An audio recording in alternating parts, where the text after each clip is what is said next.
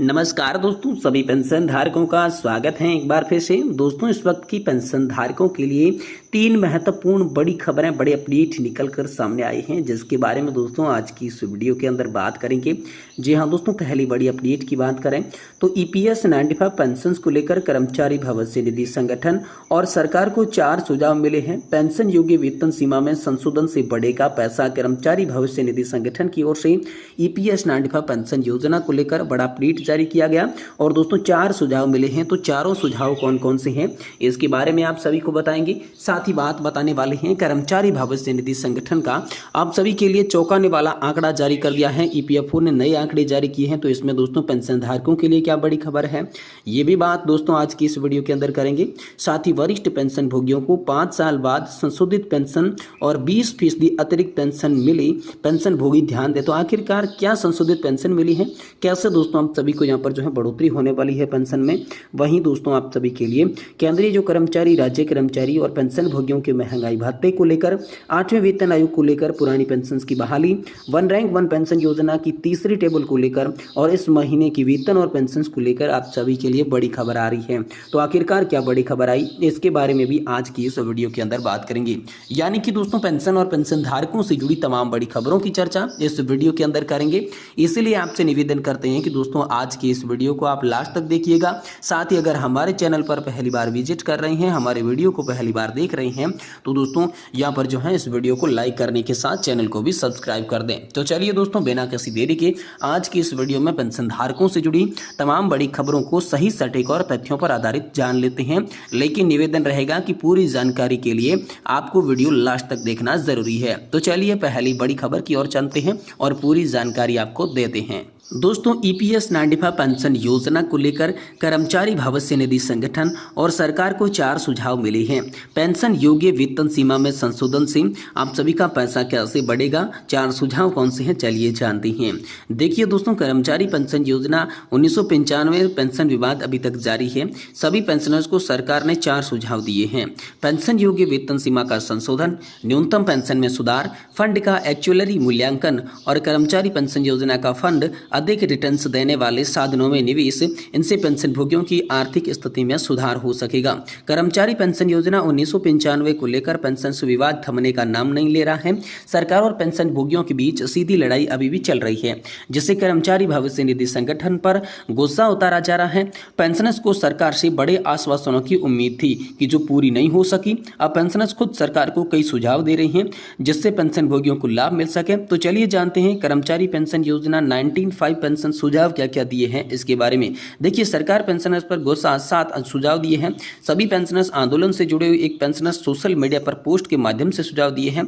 उन्होंने लिखा है कि मेरे हिसाब से कर्मचारी पेंशन योजना 95 के तहत सरकार को ठोस पहल करनी चाहिए। उन्होंने 4 बिंदुओं को बताया, तो जैसे पेंशन धारकों का भला हो सकता है। तो चलिए हम 4 सुझावों को जानते हैं। पहला सुझाव उन्होंने दिया, पेंशन योग्य वेतन सीमा का संशोधन। जी हाँ दोस्तों, सरकार को पिछले संशोधन मतलब यानी कि 1 सितंबर 2014 में मुद्रास्फीति और वेतन वृद्धि को ध्यान में रखते हुए पेंशन योग्य वेतन सीमा को संशोधित करना चाहिए। इससे पेंशन की राशि में वृद्धि हो सकती है और पेंशन भोगियों को अधिक लाभ मिल सकता है।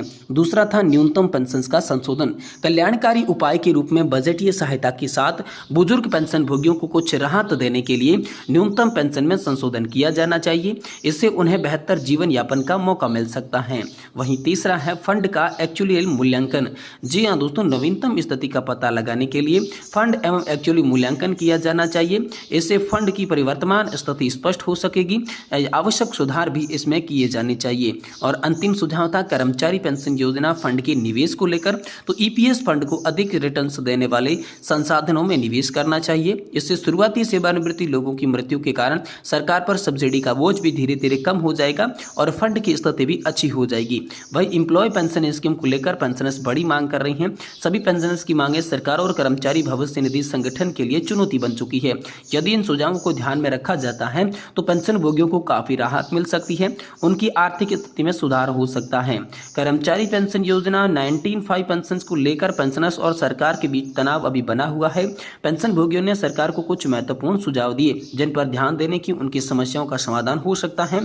अब यह देखना होगा कि सरकार और कर्मचारी भविष्य निधि संगठन इन सुझावों पर क्या कदम उठाते हैं और पेंशन भोगियों कर्मचारियों की समस्याओं का समाधान किस प्रकार से किया जाता है।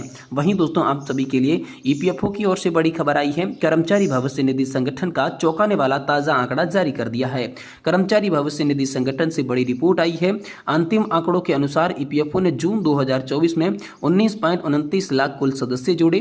इसके अलावा वर्ष दर वर्ष आधार पर किए जाने वाले विश्लेषण जून 2023 की तुलना में कुल सदस्यों के जुड़ाव में 7.86% की वृद्धि दर्शाता है। पेरोल से संबंधित आंकड़े इस बात का प्रकाश डालते हैं कि लगभग 14.15 लाख सदस्य बाहर निकल गए हैं और बाद में ईपीएफओ ने फिर इसे शामिल कर लिया। यह आंकड़ा जून 2023 की तुलना में यहाँ पर 11.79% ज्यादा वृद्धि दर्शाता है। इन सदस्यों ने अपनी नौकरी बदल ली है, ईपीएफओ के दायरे में आने वाले प्रतिष्ठानों से फिर में शामिल हो गए हैं। अंतिम निपटारे के लिए आवेदन करने की बजाय अपने संचय को स्थानांतरित करने का विकल्प चुना, जिससे वित्तीय कल्याण की दीर्घकालिक सुरक्षा बनी रही है और उनकी सामाजिक सुरक्षा का भी विस्तार हुआ है। ये बड़ी रिपोर्ट का आंकड़ा ईपीएफओ ने हाल फिलहाल में जारी किया है। वहीं दोस्तों वरिष्ठ पेंशन भोगियों को 5 साल बाद संशोधित पेंशन व 20% अतिरिक्त पेंशन मिल रही है। तो आप सभी को ध्यान देना है कि कब आपको पेंशन वृद्धि का लाभ मिलेगा। देखिए पेंशन भोगी 80 से 85 साल का उम्र पार कर लेते हैं तो दोस्तों उन्हें 20% अतिरिक्त पेंशन, वही 85 से 90 साल वालों को 30 और 90 से 95 साल वालों को 40% अतिरिक्त पेंशन मिलती है।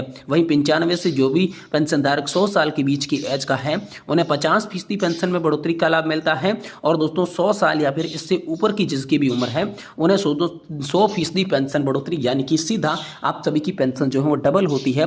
ये आंकड़ा जारी हो चुका है।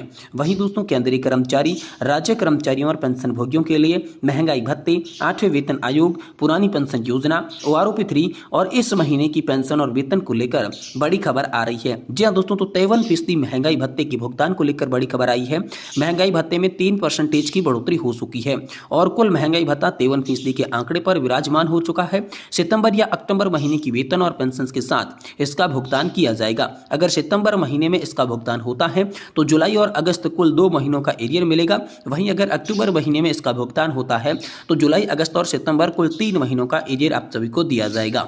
वहीं दोस्तों 8वें वेतन आयोग की कमेटी का गठन को लेकर बड़ी खबर है। कमेटी गठन की मांग काफी तेज हो गई है। कर्मचारी संगठनों ने कहा है कि अगर सरकार 1 से 2 महीने में इनका गठन नहीं करती है तो आने वाले विधानसभा चुनाव में बीजेपी सरकार को काफी नुकसान झेलना पड़ सकता है। आपकी जानकारी के लिए बता दें 8वें वेतन आयोग 1 जनवरी 2026 से लागू होना है, लेकिन जो कमेटी का गठन है अभी तक नहीं होने के कारण कर्मचारी और पेंशन भोगी जो है वो चिंतित नजर आ रही हैं। वही दोस्तों आप सभी के लिए ओआरओपी 3 को लेकर बड़ी पेंशन की खबर आई है। जी हाँ दोस्तों, ओआरओपी 3 पेंशन का इंतजार डिफेंस के लाखों पेंशन भोगी कर रही हैं।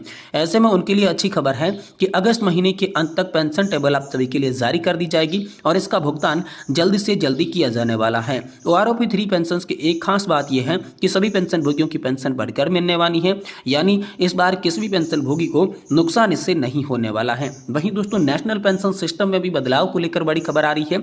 जी हां दोस्तों, एनपीएस में भी महत्वपूर्ण बदलाव होने वाले हैं। केंद्र सरकार पुरानी पेंशन योजना को लागू करने के पक्ष में नहीं है, लेकिन एनपीएस में कुछ बड़े बदलाव करने जा रही है। जी हां दोस्तों, एनपीएस में बड़े बदलाव इस महीने के अंत तक रिपोर्ट पेश हो सकती है, जिसमें दोस्तों जो कर्मचारी 25 साल की सेवा के बाद रिटायर होते हैं उन्हें अंतिम वैश्विक वेतन का 50% पेंशन और डीए मिलने वाला है।